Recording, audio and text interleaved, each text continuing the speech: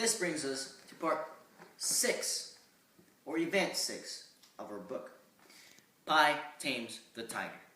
You might be thinking he's crazy, but no, he comes up with the idea that that's the only way he'll survive. In order for him to survive though, he must show the tiger who the alpha is. So he starts a rigorous routine just like a lion tamer. He uses a whistle that he found on a life jacket in order to create sound that will scare the tiger. He uses the string attached to the whistle as a whip. And when the tiger doesn't want to work with him, he shakes the boat that causes confusion on the tiger.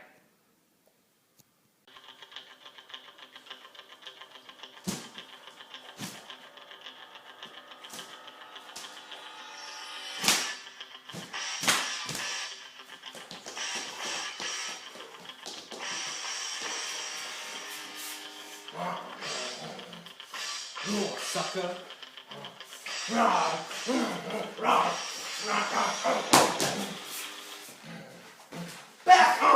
Back! Oh, not so hard! Shut up! Tigers don't talk! Back! Pi manages to tame the tiger, but in doing so, he becomes more like the animal himself. He begins to fish and kills them with his bare hands. He even catches a mako shark with his hands once and lets Richard Parker kills and eat it. This coming from a pacifist vegetarian. At one point, Pi bumps into a blind French castaway, and when the castaway attends to the boat, he's killed by Richard Parker.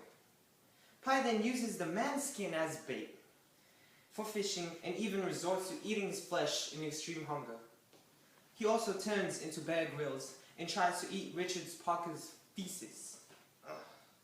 But of course, he fails. All of this out of hunger. Hello there. Let me help you, young man. I've been lost at sea myself. I'm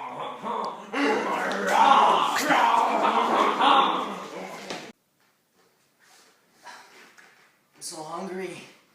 I could eat. The tiger's crap. Oh gosh. I'm so hungry. It looks like chips. Yum. You must only do this in case of extreme hunger and stupidity. Never try this at home.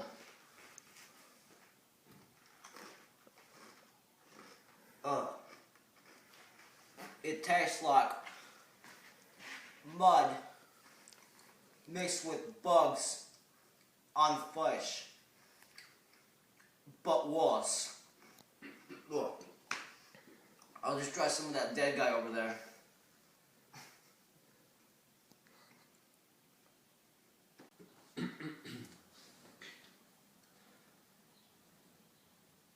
Let's move on to event number 7. Pi goes to a carnivorous island. He lands on this island, but he says it's a man-eating island that will eat him away. So he gets some fruit and leaves with Richard Parker. Finally, we get to part 3 of our book. And, of course, event number 8, Pi at the hospital. So Pi finally reaches land in Mexico. Richard Parker immediately leaves as soon as Pi lands, and Pi, very sad, says he will miss him. He didn't even get to say goodbye. But he goes to the hospital, and it is here where he meets some new friends.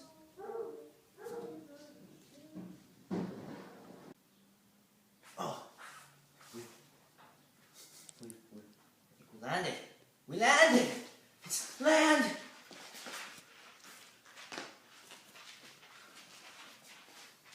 He's gone. I didn't even get to say goodbye. I always remember you, Richard Parker.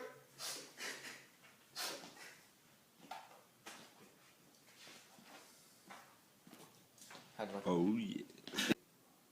As soon as Pi lands, he is immediately taken to a hospital where he is interrogated by a Japanese reporter. Hi, this is Mr. Machi-san. You can call him Rick. He wants to ask you some questions about the book. これなお、心に蓋したんだ。 He either wants to know what happened with the boat, or you want a root beer float. So you want to know what truly happened? Yes. Okay, tell you. Katsutsui tate heike da yo! Naita nami mo kanane! What are you saying? Tell me now. It is then that Pai tells the Japanese reporter his second story, where he wasn't the only survivor from the cargo ship. He, his mother, a chef, and a young sailor were the survivors of the sinking. But in an attempt to jump in the lifeboat, the young sailor breaks his leg. After a couple days out at sea, the chef goes crazy, and he chops off the young sailor's leg, using it for bait. He then resorts to eating him out of hunger. Pai and his mother are horrified by what they're watching and try to stop him, but are unsuccessful, and Pai's mother is killed. The chef chops off her head and throws it at Pai's feet. Pai, infuriated by what just happened, he kills the chef.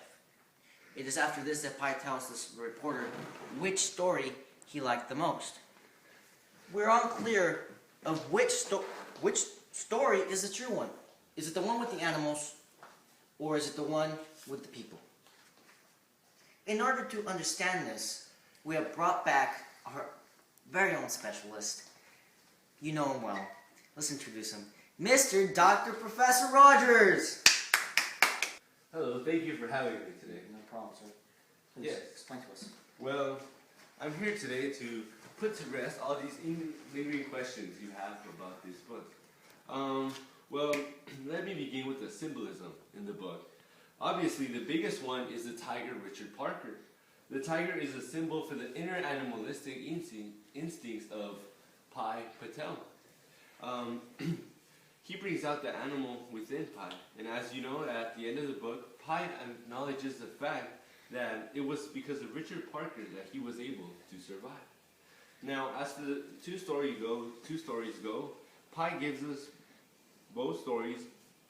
The two stories that Pai gives us are very parallel to each other if you look at them. The orangutan is a motherly figure.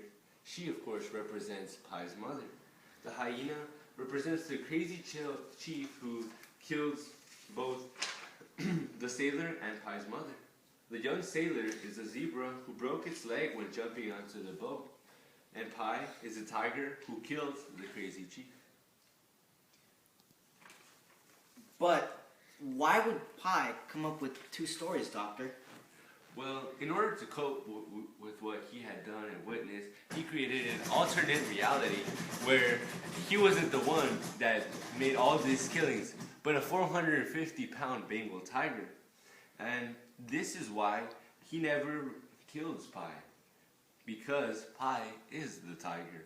And as I said before, it is his inner animalistic instincts that the tiger that was set loose when he witnessed his mother's death. In story with the animals, the tiger does not appear until the orangutan is killed. So this is how I come up with this explanation. Are you sure about that, Doctor?